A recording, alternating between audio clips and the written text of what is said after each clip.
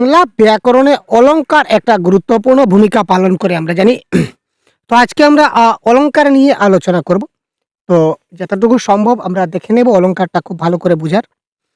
তো অলংকার আসলে মানে কি? একটা কথায় যদি বলি অলংকার মানে কি? এক কথায় যদি বলা হয় তাহলে নারী দেহে অলংকার লাগানো হয় কিসের জন্য? আমরা বাড়িতে যে সকল আমাদের মা, বোন যারা রয়েছে তারা কি করে? হাতে চুড়ি, ঠিক আছে? কানে ঝুমকা, গলায় মালা, এগুলো হচ্ছে একেকটা নারী দেহের অলংকার। এইগুলা অলংকারগুলা কেন লাগানো হয়? যাতে নারীকে দেখতে সুন্দর লাগে। সৌন্দর্য বৃদ্ধির জন্য নারীরা কি করে? এই ধরনের অলংকারটা প্রয়োগ করে। ঠিক সেম টু সেম এই বাংলা সাহিত্যের ক্ষেত্রেও এই ধরনের কিছু অলংকার আছে, যে অলংকারগুলা আমরা যদি প্রয়োগ করি তাহলে কবিতা এবং কাব্যের যেটা রস সেটা খুব সুন্দরতা বৃদ্ধি পায়। Clear sir?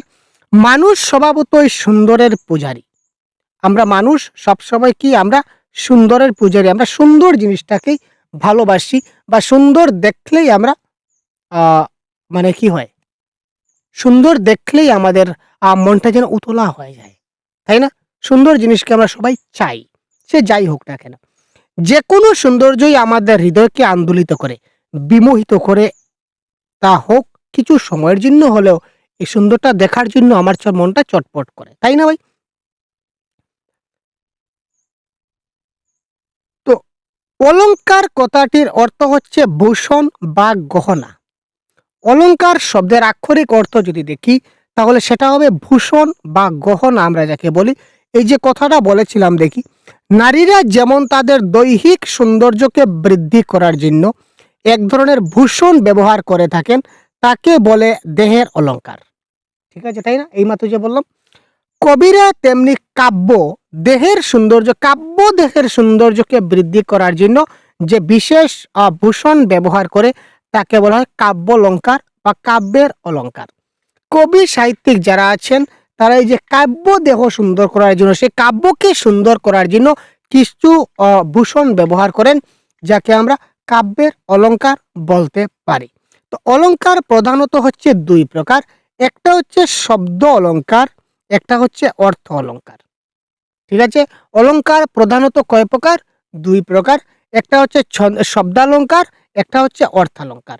শব্দের বহিরঙ্গ ধ্বনির আশ্রয়ে যে কাব্য সৌন্দর্যের সৃষ্টি হয় তাকে বলা হয় শব্দালঙ্কার। অর্থাৎ শব্দের যারা সৃষ্ট যে সুন্দরতা প্রকাশ পায়, শব্দ প্রয়োগের দ্বারা আমরা যে সুন্দরতা পাই, যেমন আমি একটা উদাহরণ দিতে যাচ্ছি।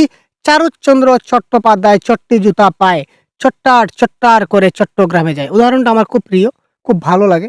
গতিকে আমি উদাহরণটা সবসময় আপনাদের অলঙ্কারের ক্লাসে দিয়ে থাকি। আমার অলঙ্কারে অনেকগুলা ক্লাসে আপনারা বলবেন যে স্যার আপনি একটি উদাহরণ দেন। একটি উদাহরণটা খুব ভালো লাগে ভাই। চারুচন্দ্র চট্টোপাধ্যায় চট্টি জুতা পায়, চট্টার চট্টার করে চট্টগ্রামে যায়। আরেকটা উদাহরণ আছে, চলো চপলার চকিত চমকে করিছে চরণ বিচরণ কোথায় চম্পক আবরণ। গুরু গুরু মেঘ গুমরি গুমরি গরজে গগনে গগনে গরজে গগনে। রবীন্দ্রনাথের একটি উক্তি, একটি কবিতা, একটি কাব্যের একটা লাইন। এই যে গুরু গুরু মেঘ গুমরি গুমরি গরজে গগনে গগনে গরজে গরজে। তো এই যে বললাম, চারু চপলার চকিত চমকে করিছে চলো চপলার চকিত চমকে করিছে চরণ বিচরণ কোথা চম্পক আবরণ। এখানে দেখুন এই যে চ, একটা ব্যঞ্জন ধ্বনি যার নাম হচ্ছে চ। এই চ দ্বারা যে সকল শব্দ আমি উচ্চারণ করলাম, এই চ দ্বারা শব্দগুলা উচ্চারণ করার ফলে এই লাইনটা শুনতে অনেক সুন্দর লেগেছে। শব্দ শব্দ বলার জন্য সুন্দর লেগেছে তো, তাই এটা হচ্ছে শব্দালঙ্কার। এটা হচ্ছে শব্দালঙ্কারের একটা পার্ট। এটা হচ্ছে একটা অনুপ্রাস অলঙ্কার। ঠিক আছে, বুঝা গেল? এই শব্দের দ্বারা যে সৌন্দর্য সৃষ্টি হয় এটাকে বলে শব্দালঙ্কার। আর অর্থের আশ্রয়ে যে কাব্যের সৌন্দর্য সৃষ্টি, অর্থ দ্বারা, শব্দ দ্বারা যে অলঙ্কার সৃষ্টি হয় সেটা শব্দালঙ্কার। আর অর্থ দ্বারা যে কাব্য সৃষ্টি হয় তাকে আমরা বলি অর্থালঙ্কার। Very simply. তো শব্দালঙ্কার মানে কি? শব্দের ধ্বনি রূপকে আশ্রয় করে যে অলঙ্কারের সৃষ্টি হয় তাকে বলা হয় শব্দালঙ্কার। আর শব্দকে ঘিরে এই অলঙ্কারের সৃষ্টি হয়। এর মূল সৌন্দর্যকে ফুটে ওঠে শব্দের ধ্বনি রূপে। শব্দের ধ্বনি রূপে এটা মূল ফুটে ওঠে। তো শব্দ অলঙ্কারের 5টা ভাগ আছে। আগে বলেছিলাম অলঙ্কার মূলত কয় প্রকার? অলঙ্কার হচ্ছে প্রধানত 2 প্রকার। একটা হচ্ছে শব্দালঙ্কার, একটা হচ্ছে অর্থালঙ্কার। তো শব্দ অলঙ্কারের আবার 5টা ভাগ আছে। কি, কি? অর্থাৎ 5 প্রকার আমরা বলতে পারি। অনুপ্রাস, যমক, শ্লেষ, বক্রোক্তি এবং পুনরুক্ত বদভাস। তো আজকে আমরা এই শব্দ অলঙ্কারের যে 5টা প্রকার থেকে আমাদের পরীক্ষায় প্রায় সময় প্রশ্ন আসতে দেখা যায়। তো আমরা চেষ্টা করব যতটুকু সম্ভব আপনাদেরকে আজকে এই ক্লাসে দেখিয়ে দেওয়ার। আমি ডাইরেক্ট ১ম এ একটা উদাহরণে যাই। আমার সেই উদাহরণের দিকে যাই। তারপর আমি ডেফিনিশন অটোমেটিক্যালি আপনারা পারবেন। ডেফিনিশন বোঝানোর দরকার নাই। এই যে বললাম, চারুচন্দ্র চট্টোপাধ্যায় চট্টি জুতা পায়, চট্টার চট্টার করে চট্টগ্রামে যায়। এখানে এই ব্যঞ্জন ধ্বনিটি বারবার ব্যবহৃত হয়ে অনুপ্রাস অলঙ্কার হয়েছে। কিছু বুঝা গেল? চলো চপলার চকিত চমকে করিছে চরণ বিচরণ কোথা চম্পক আবরণ। এখানেও এই ব্যঞ্জন ধ্বনিটা বারবার উচ্চারিত হওয়ায় যে সৌন্দর্য প্রকাশ পেয়েছে তার নাম হচ্ছে অনুপ্রাস অলঙ্কার। অর্থাৎ যখন কোনো বাক্যে এক এক কিংবা একাধিক ধ্বনি উচ্চারিত হয়ে যে সৌন্দর্য প্রকাশ পাবে এটা হবে অনুপ্রাস অলঙ্কার। তো অনুপ্রাস অলঙ্কারের মূল বৈশিষ্ট্যগুলা কি কি আমরা যদি দেখে নেই তাহলে আমরা আরো ক্লিয়ার হয়ে যাব। এতে একই ধ্বনি বা ধ্বনিগুচ্ছ একাধিকবার ব্যবহৃত হয়েছে। তো একই ধ্বনি, যেমন চটা বারবার ব্যবহৃত হয়েছে। কুলায় কাঁপিচ্ছে কাতর কপত দাদুরি ডাকিছে, এখানে কটাও বারবার ব্যবহৃত হয়েছে। ঠিক আছে? তো এই যে একটা ধ্বনি হতে পারে বা একাধিক ধ্বনি হতে পারে। এক বা একাধিক ধ্বনি যখন বারবার উচ্চারিত হয়ে একটা সৌন্দর্য প্রকাশ পায় তখন সেটা অনুপ্রাস অলঙ্কার হয়। তো অনুপ্রাস অলঙ্কারের মূল এবং প্রথম বৈশিষ্ট্য হচ্ছে এতে একই ধ্বনি বা ধ্বনিগুচ্ছ একাধিকবার বা বারবার সেটা ব্যবহৃত হয়। একাধিকবার ব্যবহৃত ধ্বনি বা ধ্বনিগুচ্ছ যুক্ত শব্দগুলি যথাসম্ভব পরপর বা কাছাকাছি বসে। এই যে চলো চপলার চকিত চমকে, একদম ডাইরেক্ট পরপর, চটা একদম পরপর বসছে না? বসছে। তাই একটা সুন্দরতা প্রকাশ পেয়েছে। এর ফলে সৃষ্টি হবে একটা সুন্দর ধ্বনি সৌন্দর্যের। ক্লিয়ার? তো এই ধরনের যদি কোনো বাক্য যদি আমরা পাই, সঙ্গে সঙ্গে চট করে ধরে নেব যেটা হচ্ছে অনুপ্রাস অলঙ্কার। বুঝা গেল ভাই? বুঝা গেল? এবার অনুপ্রাসের আরো বেশ কিছু ভাগ আছে। এই ভাগটা আমি আপনাদের পড়ে শোনাচ্ছি না, অনেক টাইম লাগবে। পিডিএফটা আপনারা যারা পেইড কোর্সে জয়েন আছেন, পিডিএফটা অলরেডি আপনাদের দেওয়া আছে আমাদের অ্যাপে অলরেডি পিডিএফটা দেওয়া আছে। আপনারা একবার কাইন্ডলি পিডিএফটা পড়ে নেবেন। শেখানুপ্রাস কি, বৃত্তানুপ্রাস কি, এগুলো এক এক করে আপনারা একটু একটু করে, লেটানুপ্রাস কি, এগুলো অনেক দেওয়া আছে। তারপর আমরা যাই স্ল্যাশ। স্ল্যাশ মানে কি? একটি শব্দ একাধিকবার একাধিক অর্থে একবার মাত্র ব্যবহৃত হয়। একবার মাত্র ব্যবহৃত হয়ে যে সৌন্দর্য প্রকাশ পায় তাকে আমরা কি বলি? শ্লেষ অলঙ্কার। মানে কি বলেছে? একটা শব্দ একবার ব্যবহৃত হবে কিন্তু অর্থ প্রকাশ পাবে একের অধিক। 2টা অর্থ, 3টা অর্থ প্রকাশ পেতে পারে। একটা বাক্যে, আবার বলছি, একটা বাক্যে একটা শব্দ একবারই ব্যবহৃত হবে কিন্তু তার অর্থ প্রকাশ পাবে অনেক কয়টা। 2টা হতে পারে, 3টা হতে পারে। ঠিক আছে?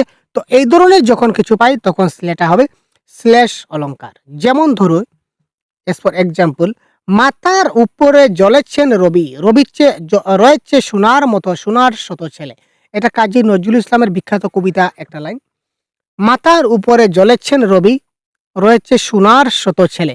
এটা কোন কবিতার লাইন? যদি কারো জানা থাকে অবশ্যই বলবেন। আমার জানা আছে কিন্তু বলবো না, কারণ দেখি আপনাদের মনে আছে কিনা। না, আপনারা নিশ্চয়ই পড়েছেন। তো মাথার উপরে জ্বলেছে রবি, রয়েছে সোনার শত ছেলে, এটা কাজী নজরুল ইসলামের বিখ্যাত কবিতার একটা লাইন। এখানে এই যে রবি, যে একটা শব্দ ব্যবহৃত হয়েছে রবি, এই রবিটা তিনি 2টা অর্থে ব্যবহার করেছেন। এক অর্থে রবি বলতে মাথার উপরে জ্বলেছেন রবি, মানে মাথার উপরে সূর্য রয়েছে।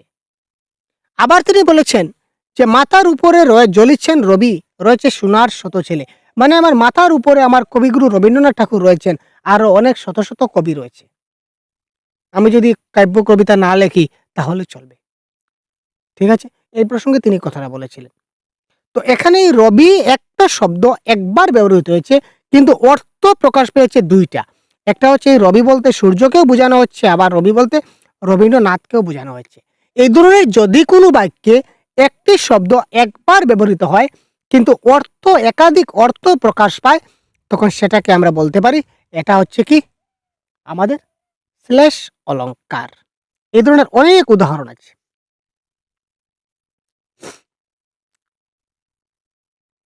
শ্লেষ অলংকারের আবার ভাগ আছে অবঙ্গ শ্লেষ, আবার শ্রবঙ্গ শ্লেষ। এবার আমরা দেখি যমক। যমকটা আমরা একটু দেখে নেব। যমক যমক বলতে আমরা ডাইরেক্ট একটু উদাহরণের দিকে যাই। উদাহরণের দিকে যদি যাই তাহলে আমরা একটু বুঝে নিতে পারবো। ঘন ঘনাকারে ধুলা উড়িল আকাশে, এটা মাইকেল মধুসূদন দত্তের একটা লাইন। তো ঘন ঘনাকারে ধুলা উড়িল আকাশে,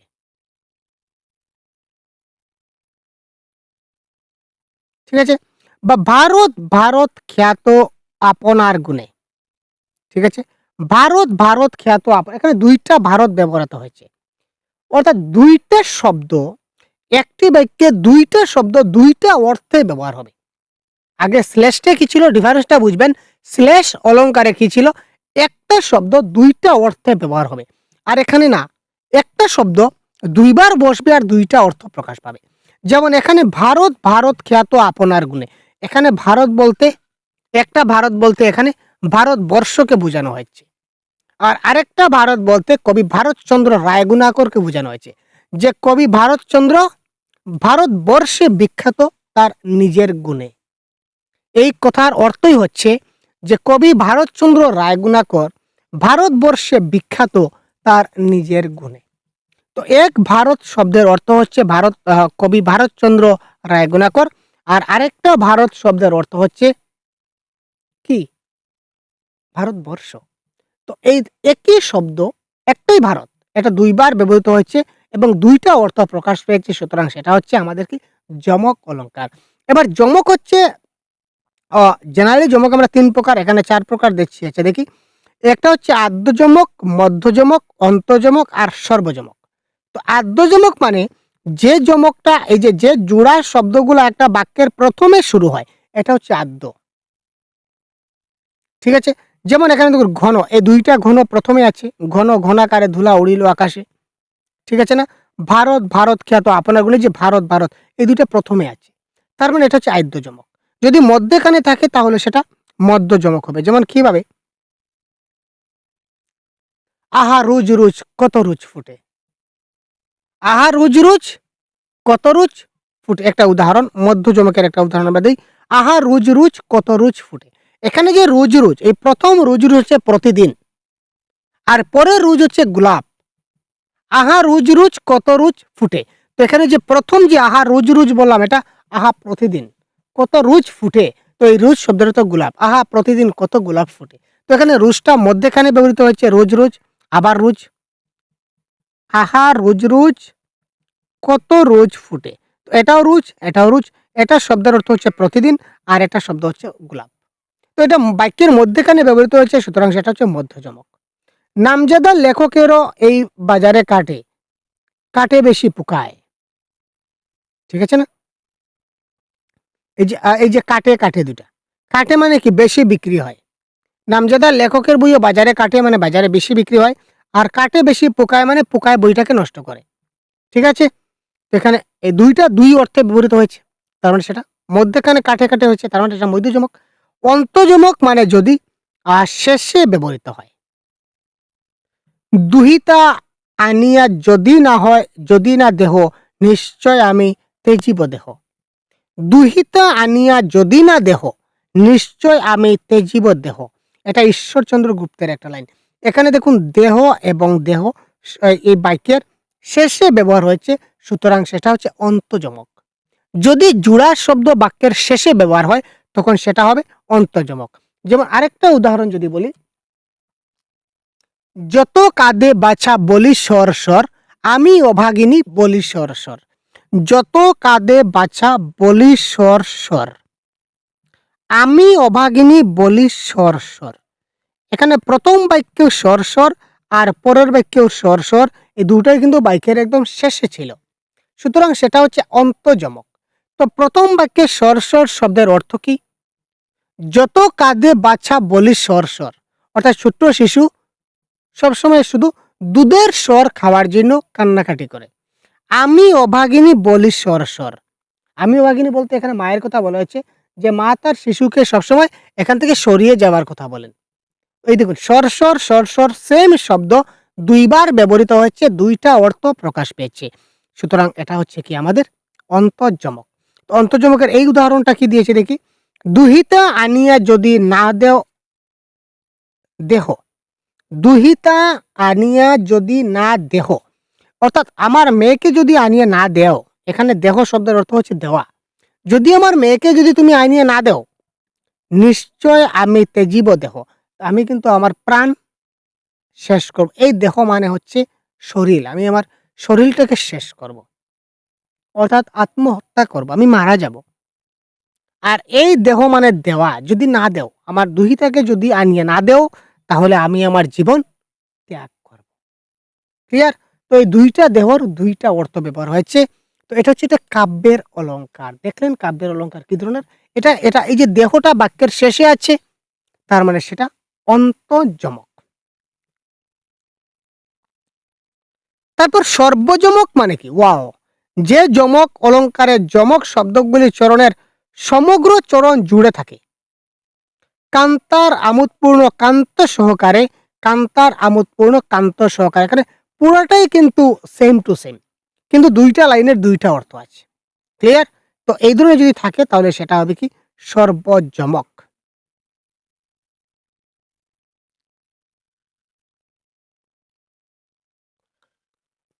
এবার হচ্ছে বক্রোক্তি। তো বক্রোক্তি কথার অর্থ হচ্ছে বাঁকা কথা। আমরা বাঁকা কথা খুব ভালো বুঝি, তো যেমন খোঁচা দিয়ে কথা বলা, সহজভাবে কথা বলা নয়, খোঁচা দিয়ে কথা বলা। তো যখন ওই খোঁচা দিয়ে কথা বলা হবে তখন সেটা মনে রাখবেন বক্রোক্তি। ঠিক আছে? যখনই কোনো কথাটা খোঁচা দিয়ে সোজাসুজি একটা কথা না বলে ঘুরিয়ে পেঁচিয়ে খোঁচা দিয়ে যখন কথাবার্তা বলা হয় তখন সেটা হবে বক্রোক্তি। সোজাসুজি কথা, সোজাসুজি কোনো কথা না বলে প্রশ্ন বা সরব বিকৃতির দ্বারা বাঁকাভাবে বলায় যে অলংকারের সৃষ্টি হয় তার নাম হচ্ছে বক্রোক্তি। বক্তা তার বক্তব্যে কি কথা কিভাবে বলতে চান তা সঠিকভাবে জেনেও শ্রোতা অনেক সময় ইচ্ছা করে তাকে একটু বাঁকিয়ে এবং অন্য অর্থে যদি সেটা গ্রহণ করে তখন সেটা বক্রোক্তি অলংকার হয়। ঠিক আছে, আমি বুঝতে পারছি তুমি কি বলছো, কিন্তু তারপরেও আমি কিন্তু তোমাকে একটা ঘুরিয়ে পেঁচিয়ে খোঁচাতেড়া ভাবে আমি একটা উত্তর দেব, দ্যাট ইজ কল্ড বক্রোক্তি অলংকার। আপনার কি পেনাবাস আছে? এটা প্রশ্ন। উত্তর হচ্ছে আজ্ঞে না, পকেটের পজিশন খারাপ কিনা তাই এখনো রপ্ত করে উঠতে পারিনি। এটা সহজ প্রশ্ন ছিল, এটা একটু ঘুরিয়ে পেঁচিয়ে দেওয়া হয়েছে, সোজাসুজি প্রশ্নের উত্তর না, সুতরাং এটা হচ্ছে একটা বক্রোক্তির উদাহরণ।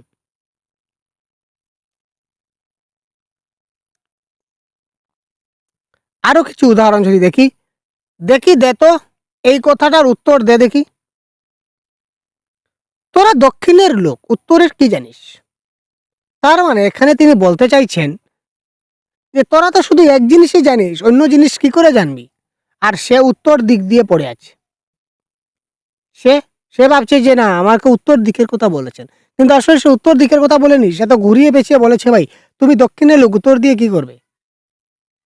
উত্তরের কথা তুমি কি জানবে, তাই না?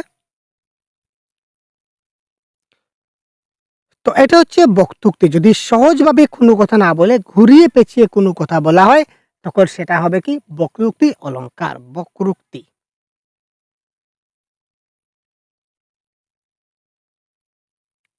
তো কোনটা কোনটা আমরা দেখলাম শব্দ অলংকারের ক্ষেত্রে, আর কোনটা ছুটে গেল দেখি তো। পুনরুক্ত বদভাস, আচ্ছা অনুপ্রাস দেখলাম, যমক দেখলাম, শ্লেষ দেখলাম, বক্তৃতা দেখলাম। তো পুনরুক্ত বদভাস এখানে দেওয়া হয়নি সম্ভবত। তো পরবর্তী ক্লাসে আমরা আজকে শব্দ অলংকারগুলি দেখলাম, তো পুনরুক্ত বদভাসটা রয়ে গেল। তো এইটার সহ আমরা অর্থ অলংকার কি কি রয়েছে এইগুলো আমরা পরবর্তী ক্লাসে আপনাদেরকে ডিসকাস করে দেব। ঠিক আছে, ক্লিয়ার? তো এই বিষয়ে যদি আপনাদের কোনো মতামত থেকে থাকে তো অবশ্যই আমাদেরকে জানাতে ভুলবেন না। ক্লাসটা ভালো লাগলে অবশ্যই লাইক এবং বন্ধুদেরকে একটা শেয়ার করতে ভুলবেন না। নতুন হলে চ্যানেলকে সাবস্ক্রাইব করবেন, এই ধরনের ক্লাস আপনারা সবসময় পেতে থাকবেন। ক্লিয়ার ভাই? তো ধন্যবাদ, জয় হিন্দ।